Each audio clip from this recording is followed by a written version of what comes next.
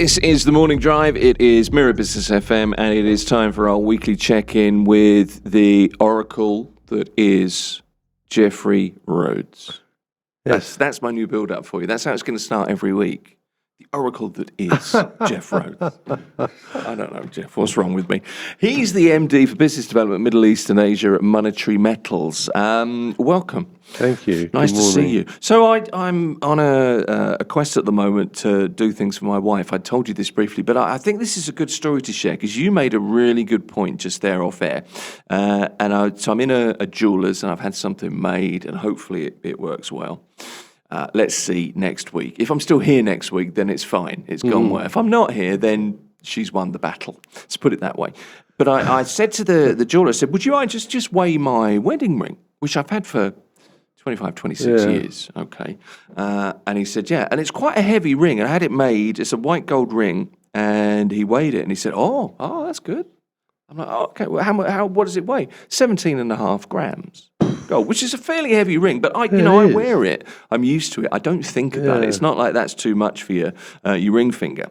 And then he said, do you know what that's worth now? And I remember thinking at the time that we bought it, that's fairly hefty. Yeah. So I wasn't making a load of money 25 years ago. Not that I am now, but then I wasn't. But he said, no, it was about 1,000 or 1,200 dirhams equivalent those years ago. And he said, it's now worth 7,500 Amazing. dirhams. And it brought it home to me that I'm walking around with this on. It's a wedding ring. I can't change it because my life's worth more than that, obviously. But it backs up everything you say, that very often we're sitting on a little pot of gold, literally. It is, Tim. Gold is that absolute store of value that you don't understand how much you've got. If you look at most households, even if you like at the poorer end, what do the workers here working on the building sites and so on, what are they doing? They save some money in gold. Yeah. Everyone does. Yeah. You've got colleagues here who regularly save put money into gold and to a certain extent silver. But the price just goes up and up and up. Over the years, obviously it's not a straight line, but the one true store of value is gold. And your ring tells a really good story that you don't know, you didn't realize you got, 8,000 dirhams worth on your finger. Yeah. It's not bad. Well, it could be if your prediction turns out there's $6,500. I didn't want to bring it in this early, but actually it makes the point well. This 7,500 dirhams could be 9 or 10 by the end of the year. No, easily, and over time it will only go one way because there is a finite amount of gold in the world. And you can't just go and get more gold, from if you like, discovering gold from what I call mine to market, probably 5 to 7 years. So you can't just go and find more sources of gold. And on that basis, we have inflation, right? We have more dollars being printed every day. Yeah. And so the amount of money in your pocket is going up globally every day. Well, that makes the value of gold, which is a finite resource, and it's the true asset that is no one else's liability, that is the real money. That is really the best form of saving. Not everything, 10%, I've always said 10 to 15% in gold. And most people will go, no, we haven't got that. But if they really look at the jewelry that they have and their family has, you'd be surprised. And even, look, I think if you sat down and put everything on the table, all your jewelry and different things, and then looked at the value of that today against your overall net worth, you'd be in that category, mate. Honestly, you would. You'd be a lot nearer than you realise, because I've never thought about this before. And this is not me trying to be like, look at me, look at my bling. No, not at all. This is just a wedding ring. No, the only. you can't say just a wedding ring. On one level, it's just a wedding ring. Yeah, it's very big. Yeah, I mean that's not going anywhere. So, but it is. It just demonstrates that it is a store of value, and a substantial store of value. It's the same as when you bought it. Same. Well, yeah, it's a remarkable thing. Let me ask you this. Actually, I've often wondered about this, and you might know the answer to this. Pirates back in the day. Yes. Okay. Johnny Depp these days, but pirates back in the day were known for wearing an earring. Yeah, that's the kind of romantic picture, and I believe this wasn't just a Hollywood construct that there was something exotic about it. It was worn because that was the store of the value of the plunder that you took when you went and pillaged or whatever it was you did. Or you went through the East End of London. Or something like that. It could have been, yeah. But I wonder if that makes some sense. It does make sense, absolutely. And look, gold is illogical. Silver's not. Silver has a lot of industrial use. But gold is quite illogical for being so valuable. It doesn't really do anything other than look good. It's okay in electronics a bit, but it's not really used in terms of in the industry. Silver, platinum, palladium are. So there's kind of more going for them. But it is that unshakable belief in the value of gold that certainly pervades Asia. You try and tell an Indian, no, forget gold, invest in equities and so on, which they do now, though. Yeah. But every Indian family will have some gold, and they will buy more gold. There's an auspicious occasion, they'll buy more gold. And that applies to not just India, but throughout Asia. I would say to a certain extent in parts of Europe, strangely enough, France and Germany. So any kind of places where people have had to get up and go quickly, and you take your assets with you. You can't really take your car with you. You can take your car, but you can't take your assets. But I was just saying, your previous guest was editor of Khaleej Times. I remember going back 25 years. There was a picture of me in the gold suit, front page. I think it was the Khaleej Times, with a Samsonite briefcase with $1 million worth of gold in front of me, right? And the point was, in that small space was a huge amount of money. Huge amount of money. Yeah. And so it's that kind of portability as well of gold as the asset that everyone in the world accepts. You can go anywhere in the world, and even if you can't speak the language, gold is your language. And then you can buy goods and services with that gold anywhere, and you can't destroy it. 9/11, the terrible things that happened there. The tower blocks, one of the tower blocks, under the tower block was a vault, right, a major vault. Okay. And completely untouched. The gold completely untouched. And so that is, it's indestructible. Yeah. Gold is indestructible, and that's why it's your forever asset. Just like your ring is your forever asset, which will only go up in value. Over time, it will only go one way. Yeah. It's just something that this week that was kind of brought home, and it's not something I really think about, but just as well, we've got your ring to talk about, Tim, because not much else to talk about. Gold. I'm so glad you said that, because I was sat kind of planning some topics for you yesterday, and I'm really struggling. It's the same. Yeah, it really is. The conflict. There's bad news, gold goes down. This is really bizarre. Bad news, gold goes down. Yeah. Good news, gold goes up. And yesterday at this time, gold was on a bit of a tear. It had rallied from 4,500 day before, and it was up to a high yesterday of 4,750. Decent rally, really a decent rally. It is, yeah. And it looked as though we were in for a resolution to the conflict. Then suddenly woke up this morning, and it's kind of on again. And so guess what? Gold came off to 46.50, but once again it's rallying. Gold wants to rally. right? It does. It feels as though $5,000 plus is around the corner, but it needs that good news from the Gulf to say the conflict is over. Let's focus on growth again and getting everything back to normal. Which I say every Friday, Tim. This weekend could be the weekend, and I really think it could be the weekend that we get some kind of resolution and we get back to normal. So that means gold heading up to 5,000, back to normal, and then you're 6.5.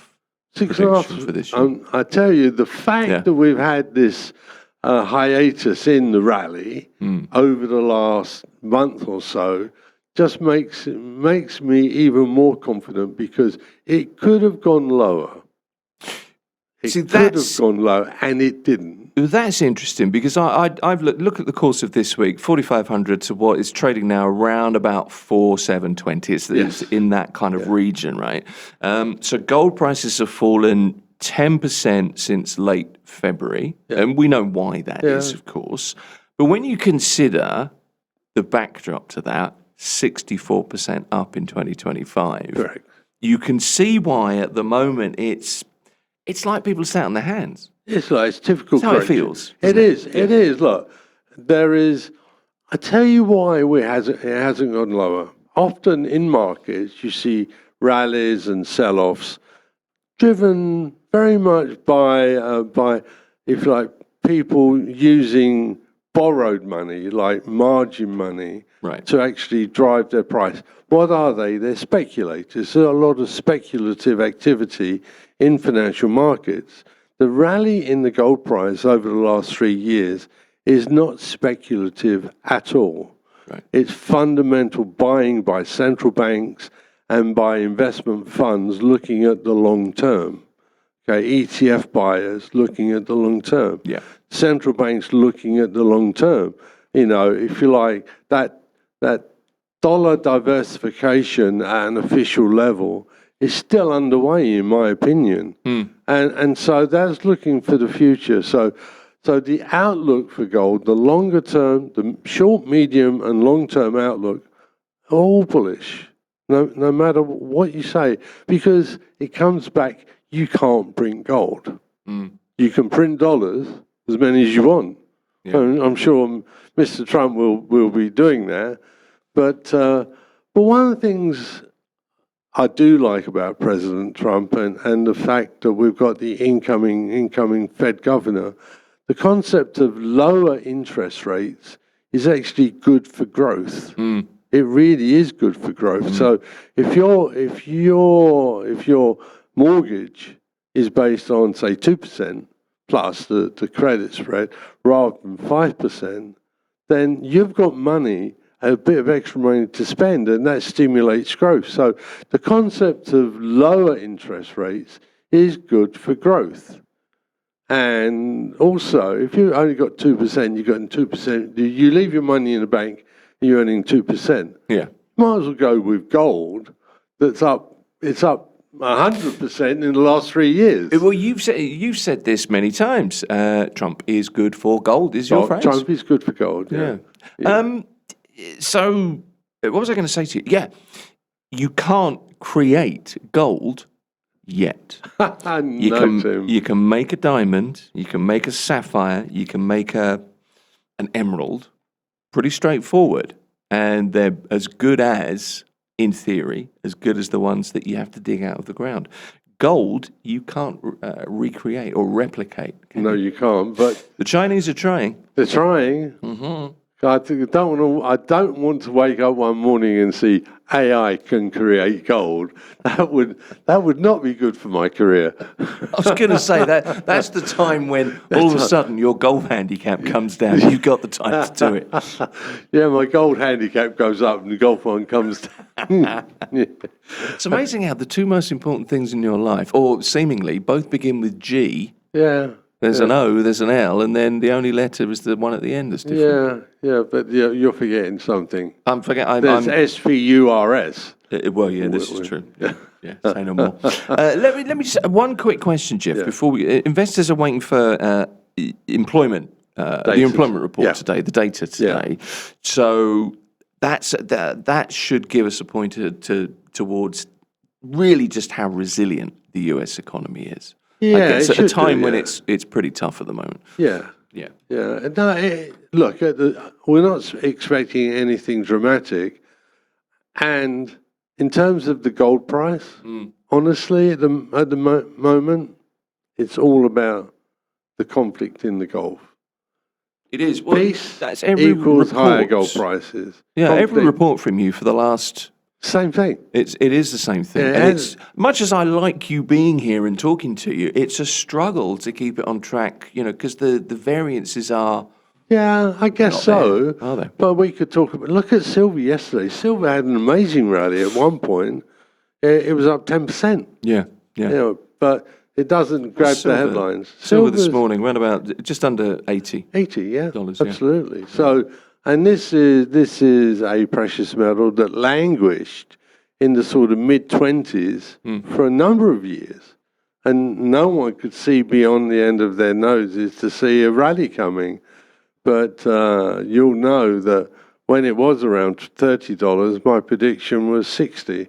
And this year my prediction is 150. I've just written that down there. I was going to ask you. It's still there, Tim. Yeah. It's still, fundamentally, silver has a lot more going for it than gold because it is industrially very important. It's useful in different ways. It's pretty, as long as you keep it clean, but And it has far more application, AI, doesn't it? it's used. In solar, it's used. You still have lots of medical applications. Okay. It's still, film still uses silver. It's remarkable. Isn't it all video these days? It's still silver. There's silver there. Yeah. Honestly, Tim, it is. So for years, everyone was comfortable that there was plenty of silver in London. It was if you wanted to sell short, it was easy to borrow. It didn't cost you much. So really it took the shape of oversupply. But then suddenly, people started to realise that a lot of the silver in vaults in London is actually pledged, and it's pledged against ETFs. So the amount of, if you like, disposable silver, discretionary silver, is probably about 25% of what people thought. And so silver developed a lease rate, which it never had before. Yeah. So if you have a nice silver tea service, I don't even know if that's still a thing. Keep it. Keep it. Keep it. Tim, do you remember back in the late 70s, early 80s, that in London there were queues around the block in Hatton Garden for people taking their silver tea sets and lots of trinkets into John Matthey. This is when silver went to $50 from $2. So in 1978, silver price was $2 an ounce. At the start of 1980, it was $50 an ounce. And that rally was caused by buying from this part of the world. There was a corner, it was a silver corner, and there was a group of people who got together, decided to buy all the world's silver, right? And they got it from $2 to $50. Some run. And what turned it? It was all of our mums and dads and granddads and grandmothers queuing up in Hatton Garden to cash in their silver. That's been sat on the sideboard for 50 years and is getting a little bit, kind of not really very silvery. Yeah. No, it's remarkable. That's why you're here, Jeff. The oracle that is Jeff Rhodes. Do you know, there was one thing, I was reading your report, it was yesterday's report, your terminology of the day, XRF. Yeah, XRF. That's a great thing to have, because when do you ever get anything for X when you do like a terminology, alphabetical terminology database?